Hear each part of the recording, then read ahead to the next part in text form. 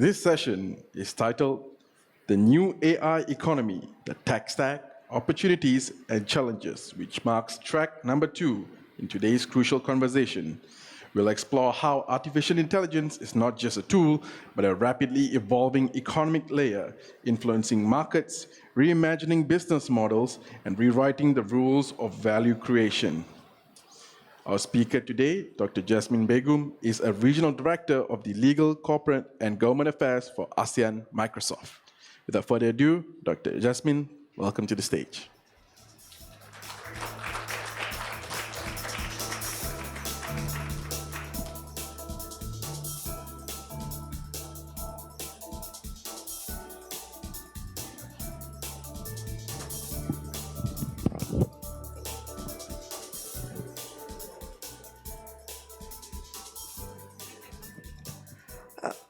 Bismillahirrahmanirrahim. Assalamu alaikum and a very good afternoon. Thank you to the organizer for having me today. I understand that I'm standing between lunch and you. So I'm going to go through this session quite quickly and keep it high level. But at the same time, I want to bring to fore some of the emerging areas today that is creating opportunities, but at the same time also introducing new layers of challenges. There is no doubt that we live in extraordinary times. If we go back to, in history, the printing press was the first revolution. It's interesting how history is repeating itself. And with every new invention, we have seen new economy. And the printing press was one such invention, right? This is how we saw the tech stack of the printing press. Right from the printing press to writers and readers. At every level, it created opportunity. And what I also wanted to share today is, let's go through the different periods in history and where we are today. I've just come off another speaking engagement with arbitrators, arbitration in practice, and having just spoken to a room full of lawyers, it was interesting to understand what is top of mind for them and what they are fearing.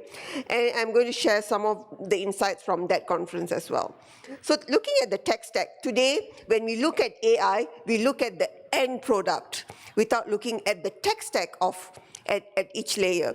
And I think what I want to discuss and present today is actually looking at the layers within the tech stack. And as we think about the printing press that created new economy, we saw how Bible was being printed, and that is how we saw how Europe actually created this boom in that century. It is also important for us to point out how knowledge also grew at that time. And today we are talking about two kinds of technology. One is the general pre-trade transformer, the GPT, and the other is the general purpose technology, the other GPT. Today's GPT that we will focus on is on the general purpose technology. And excuse me, the oldest kind of GPT that we all know, I'm going to get the room to respond. Do we remember before AI, what was the world-changing GPT that shaped our world? Can I have some answers? Farlina from ISIS is not allowed to answer. She has seen my presentation. Okay, you see the light bulb. Electricity was that world-changing GPT as we know it, right? From fuel right up to manufacturers and users. At every layer, it shaped our economy. It brought about the revolution, industrial revolution. And today, we are at the AI economy. But before we go to that, we have not looked at the electricity at the layers. But in fact, at every layer, we have created jobs, we have created opportunities, and we have actually democratized economic opportunity as well. And that's how we became producers of appliances, and we made life easy for all of us. From vacuum cleaners to Roomba, to everything that we have today, it has eased how we have done work. So let us now talk about the new AI economy. And what does the tech stack here look like? The tech stack here is slightly different from the electrical power, the chips, right up to the users. We have not done enough homework or research to see the layers that are out there and what kind of opportunities that are available. And this is where today I want to talk about some emerging challenges. I was preparing for this. I was preparing for another presentation that's also coming up.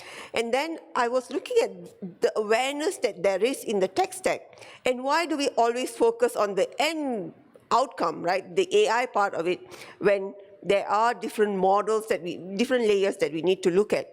So I want to talk about the different layers. And before that, I want to think about, for us to reflect, what are the different layers and where do we sit as an industry? Whichever industry that you're coming from, where do you sit in this industry?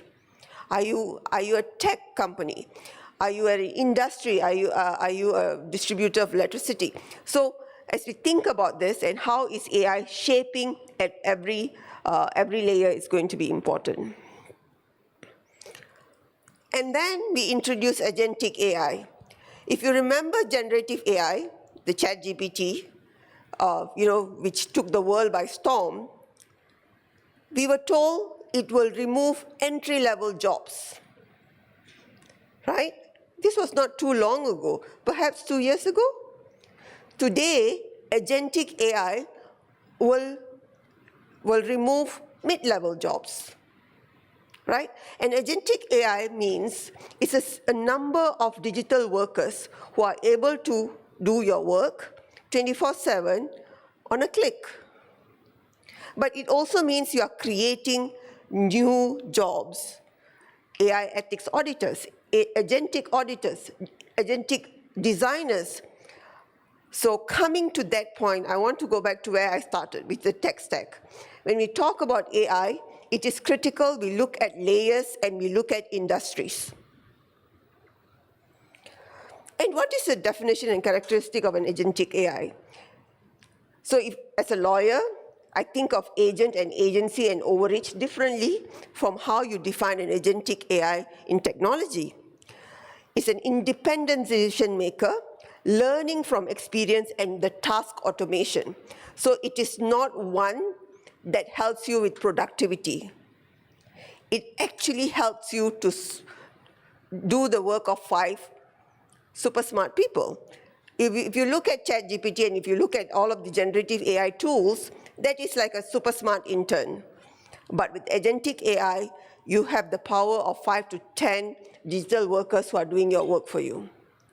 So how do you make sure these workers are functioning in the right way? And how are you making sure that you are becoming more productive and it's impacting the work in a positive way? And this is a question I get asked often, the distinction between agentic AI and AI types, right? The kind of models that we use, the kind of agent characteristics, whether we use them in legal, whether we are using them in a medical industry, whether we are doing it in construction. So how are we using all of the different data to create the different kind of agents, including creating security agents to ensure that you are limiting the power of the agent. Assuming you wanted to buy a Lady Gaga ticket, concert ticket,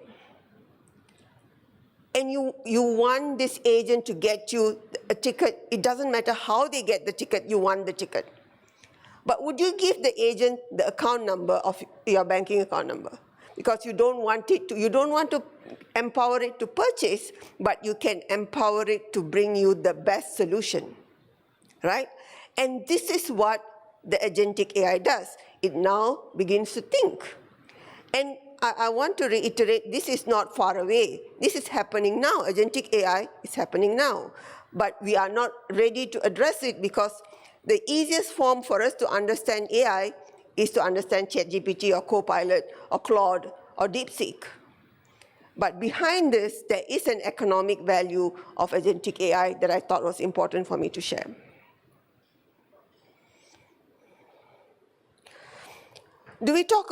I think when we talk about AI, we often talk about productivity and efficiency. There's no question about it. And what kind of efficiency do we want is where a lot of the questions that has come up. Because the economic value of agentic AI is not disputed. However, there is a downside, right? The downside is to employment. Downside is to labor. Downside is to kind of curriculum that you need to now teach in university. Entry-level jobs are going away. So students who are graduating, how do we make them industry ready for an agentic AI work environment? I think last month in the UK, they have allowed for the first time, AI-based legal firm that is entirely AI-powered, and they can do basic legal work. How do we now look at that opportunity? And how do we now think about some of these solutions that are now emerging? And this is a common conversation I get. This question that governments ask me, especially digital ministries and economic ministries. How do we now, SMEs want to reduce cost. They want to do task automation. Imagine when factories first came about and machines were brought into factories. Imagine that, your office now taken over by agents. That's what we are going through, right? It's exactly that. When machines first came into factories, there was a change in the labor landscape. Today, in office, the workforce is changing. The form of our labor is changing. And the role of agentic AI means we need to go deep in how we train our workforce, how we upskill and reskill our workforce. One of the biggest challenges I've had in this conversation is we continue to teach technology, we continue to teach IT as a standalone faculty. We are not teaching technology in the law faculty. We are not teaching technology in the medical faculty. It is still being taught as a standalone. And in reality, in real life, technology doesn't stand alone. It is used across all industries. And that is where the gap is, especially when it comes to agentic AI.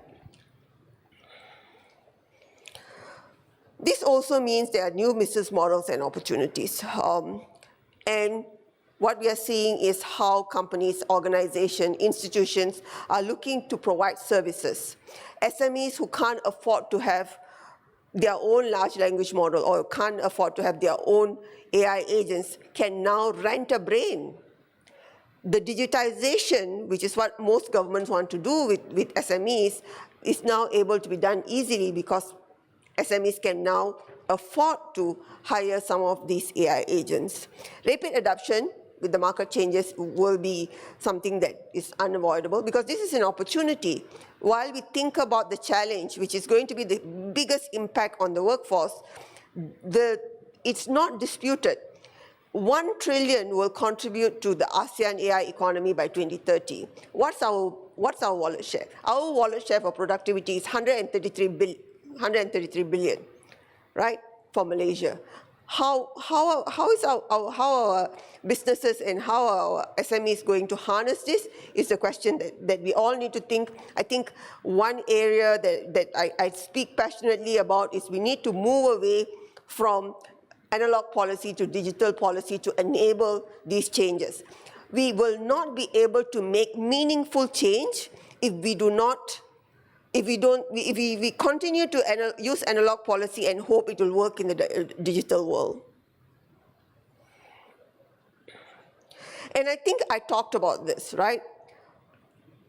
What is our mitigation strategy? How do we address this, right? Job displacement, can you imagine coders, developers who just graduated, got their jobs taken away. Now mid-level jobs will go away. What are we going to do about it? And we cannot use reskilling, upskilling strategy of the past. We need to be able to go deep. We need to be able to talk to people, universities, to be able to build this in early, and which means the value of the job will be going up. A lot of the jobs that will get automated are repeatable, which means we need depth. And that is where the challenge is, right? Young graduates don't come out with depth. They need the experience. We need to think about how do we create opportunities to give them that experience?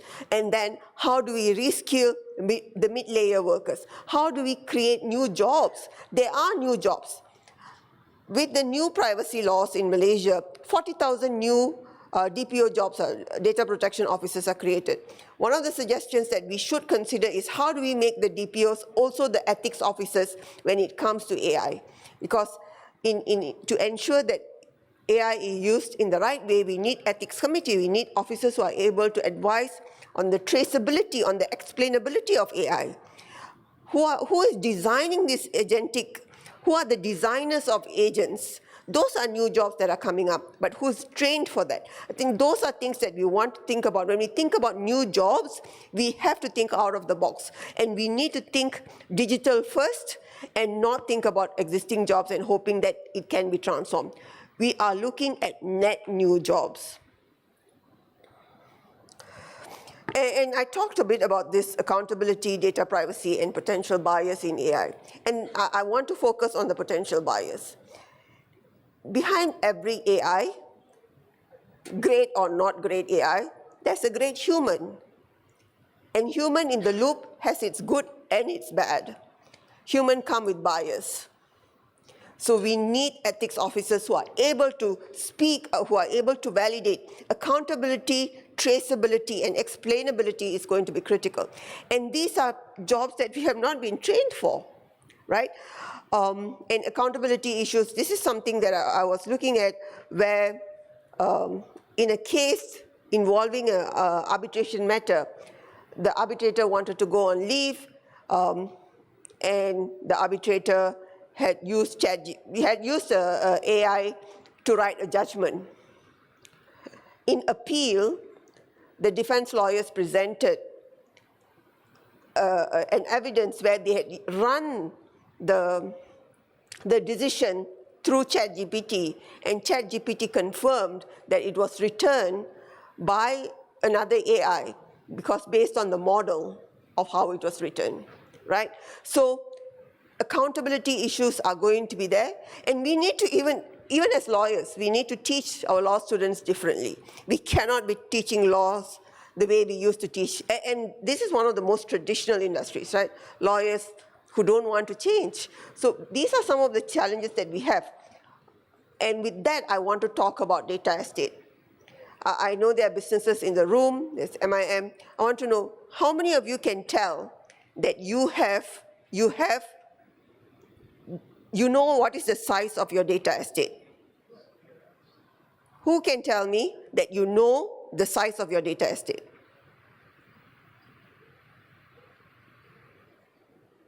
Without knowing your data estate, you cannot have an AI outcome because you need clean data sets to be able to create the right kind of not hallucinating AI, right? You need to look at your data estate. Your foundational model has to be your data. And the person who has the most structured data is going to win in this game, right? So coming back to this, even before we go to ethical considerations, we need to decide the data governance model that we have in our organization. And that today is our biggest challenge. And this is my day job. This is what I do every day. I talk to governments on regulatory and policy challenges and how regulatory and policy challenges are being met, how governments are introducing new guardrails. I do believe that the banking industry is best placed today.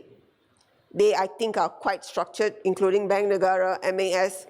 They have addressed this quite well. I can't say the same for others, right? And one question that was debated today at the earlier conference is, can AI-generated evidence be introduced in court, right? How do you now introduce, and what job would that person have? Do I have an AI forensic expert who's now able to present in AI-generated evidence? It has to be real. Of course, it has to have all the principles of justice, but how do we now look at that? Innovation and ethics is a question that we have always had. responsible AI framework, we all know about transparency, explainability, accountability, but to me, being able to have traceability, explainability, and accountability is non-negotiable. If you are not able to explain the source of your data, the source of your AI model, I don't think anyone can stand to explain the AI and the kind of work it is coming out with. I do want to quickly share some sector-specific examples. We are seeing it in manufacturing and automation. Manufacturing and automation has always been in the forefront of transformation. This is no surprise to us. We see that continuing to be the main player, and supply chain efficiency has now become an integral part of where we are seeing agentic, both AI and agentic AI being used. Interestingly, in diagnostics, personalized treatment too. This is where the question of ethics plays a greater role. We see it in healthcare and medical advancements. Finance and predictive analytics is the other one, especially in fraud detection. The speaker before me talked about how it's being used in cybersecurity, and this is something that we are also seeing. Enhanced predictive analytics is one where we need to have more people who are trained. And this brings us to the opportunity of reskilling and upskilling the workforce. And how do you now upskill for future roles? How do you think about reskilling? It is not a one-size-fits-all. It's not one where you just send people for certification. In ASEAN, we're actually talking about skilling up the owners of business and not just the workforce. How do you now adapt to agentic AI? As jobs evolve, roles evolve, and job descriptions evolve. And as we think about some of these new roles, it also means ethics, just like privacy, will be central to the work that we do. How do you look at this ethics officer or the ethics committee? The stronger or better ethics guidelines your organization can provide, you will become the more trusted provider of services. And that's where we have not built enough brand as companies, as organizations, or as a country. And cross-collaboration, I briefly talked about how AI should be introduced. AI is being considered for schools. AI in classroom is now being considered for primary schools, K-12. However, if we continue to teach AI the way, we continue to teach technology the way we do right now, it will not be able to solve for the challenges that we just talked about. These are some of the AI use cases, transportation, logistics, cybersecurity, and these use cases continue to grow. And what is interesting is these changes didn't happen over years. In the last 2 months, we have seen this, or the last 6 months, we have just seen this taking off. So, as I summarize and close, I want us to think about the power of generative AI at the productivity level, which is what most of us are thinking about. And how do we use data? How do we structure our data? There is no question about benefits, but it's also how do we balance it with the ethical requirements. You know, we always say this, it's not magic, it's actually maths, but also means there should be no bias, and we should be careful about the biases that goes in. And I want to close off with the public policy part of it, right? Ethical and responsible AI is going to be foundational to what we do. I am looking forward to Malaysia hosting the ASEAN AI Safety Network, AI Safety Summit in August, and to see how Malaysia can spearhead, be a steward to some of these conversations, because these are issues that we need to address now to remain competitive and to be able to attract the right kind of investment. Guardrails, we talk about guardrails. This is where we need to think, without impeding innovation, the kind of guardrails we need to put in place. This is what we do in Microsoft. We talk about the responsible AI approach. This is how we actually use data, not customer data, our data to train our own language models and to ensure that we are able to serve our customers. I do want to briefly talk about AI agentic, and how it is being used in cyber influence. If the good guys are using it, guess what? The bad guys are also using it. And while we have the laws to worry about, if 32, 33 years ago when I graduated from law school, I was told that crime doesn't pay. Crime pays in Bitcoin now. So think about it, right? And people are motivated because crime pays. We do take a multi-stakeholder approach, whether it's OECD, and I think if I want to pick one sample or one set of principles, I find the OECD AI principles really comprehensive, and one where countries should look at if they're going to come up with their own framework. We talked about governance of AI. This is the tech stack of AI governance layers, from internal company policies to global policy. How do we align? And I think Malaysia will come up with some of that in August when we are hosting the AI Summit in Malaysia. With that, thank you.